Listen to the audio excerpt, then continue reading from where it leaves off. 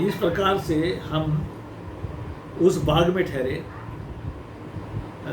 तकरीबन 20-25 कार सेवक होंगे और उसको सफाई किया।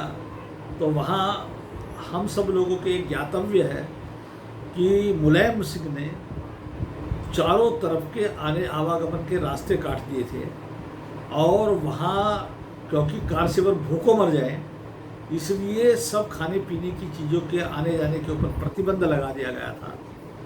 तो अयोध्या में भारी महंगाई हो गई। मुझे अच्छी तरह याद है कि मैंने वहाँ पता लगाया कि दाल का क्या भाव, तो 90 रुपये किलो दाल थी जबकि हमारे यहाँ 8 रुपये किलो थी। इतना फ़र्क 10 गुना रेट बढ़ गए थे। हम तिवारी के पूर्वा में ठहरे। वहाँ तिवारी जी एक मास्टर जी थे, किसी स्कूल में मास्टर थे बेचारे, उनका ही वो बाग था।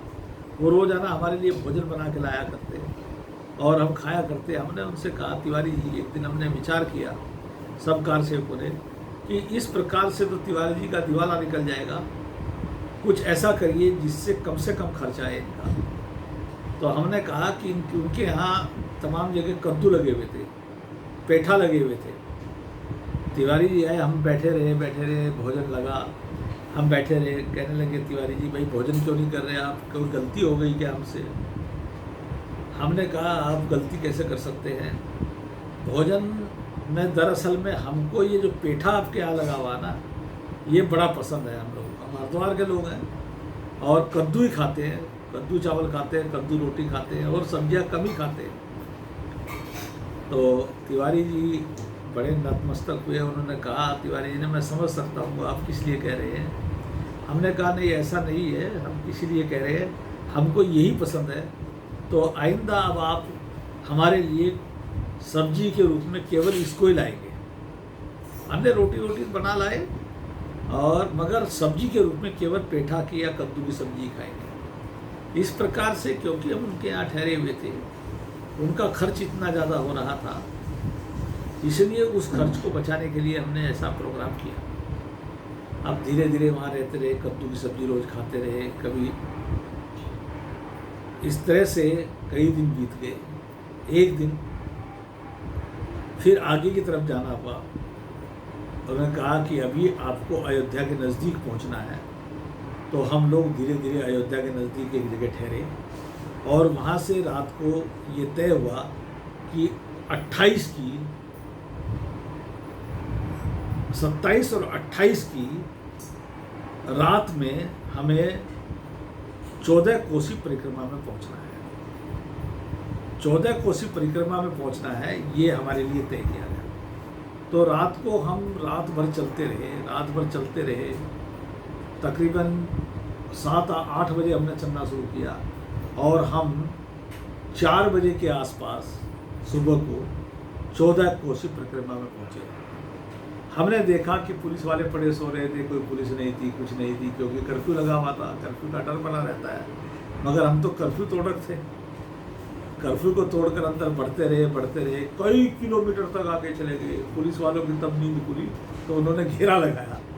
घेरा लगाने के बाद उन्होंने डंडा लगा दी चारों तरफ और वो रोकने वाला वो लेके और दंड लेकर वो हमारे समक्ष उपस्थित हुए पुलिस वाले और कहने लगे, अब आगे मत जाइएगा, नहीं तो लाठी चार्ज कर देंगे। मैंने अपने कार्यकर्ताओं की तरफ देखा, क्योंकि मुझे ही उस सारे संग्राम का, सारे कार्यक्रम का नेतृत्व करने का सौभाग्य प्राप्त हुआ था।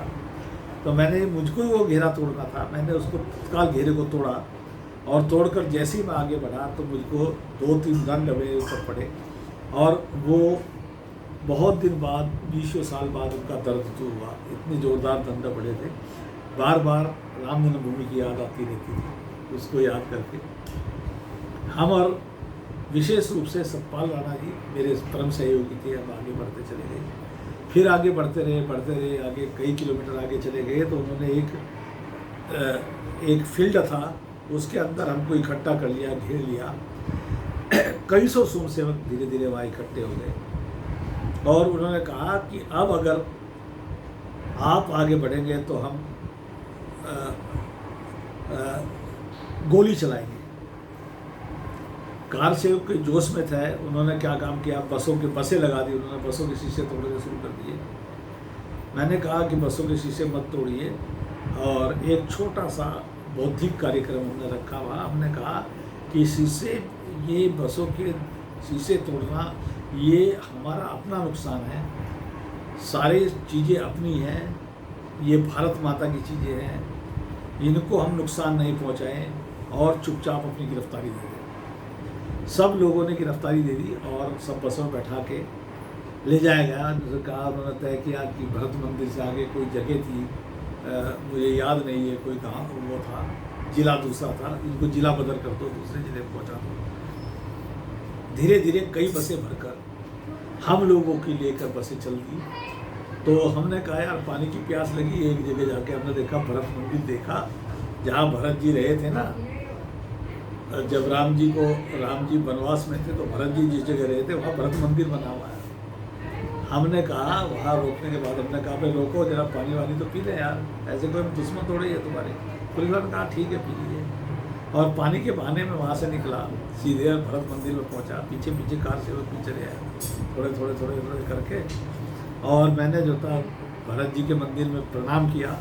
प्रणाम करने के बाद मैंने नीचे लेटी उससे पूछा, पुजारी जी से, कि पुजारी जी हम कार सेवक हैं, हमारी व्यवस्था करिए, हमको भागना है, पुलिस हमारे पीछे है और हमें गिरफ्तार किया हुआ है, और हम तब तक गिरफ्तार नहीं होना चाहते जब तक राम जन्मभूमि में पहुँचे।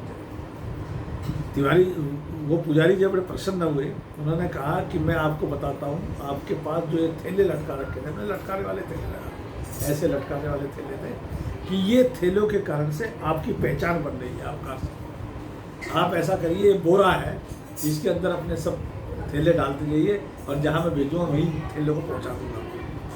हमने सबने वो थैले उसके अंदर डाल दिए, और उन्होंने कहा उनको लेके वो मेरे आगे चले, मैं पीछे थे, और अन्य कार से मेरे पीछे, और हम डोल से होते हुए, गन्ने का खेत बना हुआ था, गन्ने के खेत के बीच की डोल से होते हुए, और सीधे गांव पहुंचे।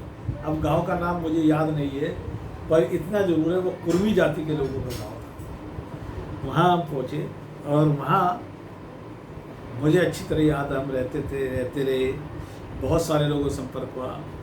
आखिरकार वो डेट आ गई, 30 तारीख आ गई, जिसमें हमने चैलेंज किया था कि 30 तारीख को हम आएंगे वहाँ और कार सेवा करेंगे। वो तारीख आ गई, 29 में आया फरमान कि आपको सरिया फैक्ट्री पहुँचना है, सरिया फैक्ट्री में इकट्ठा होना है।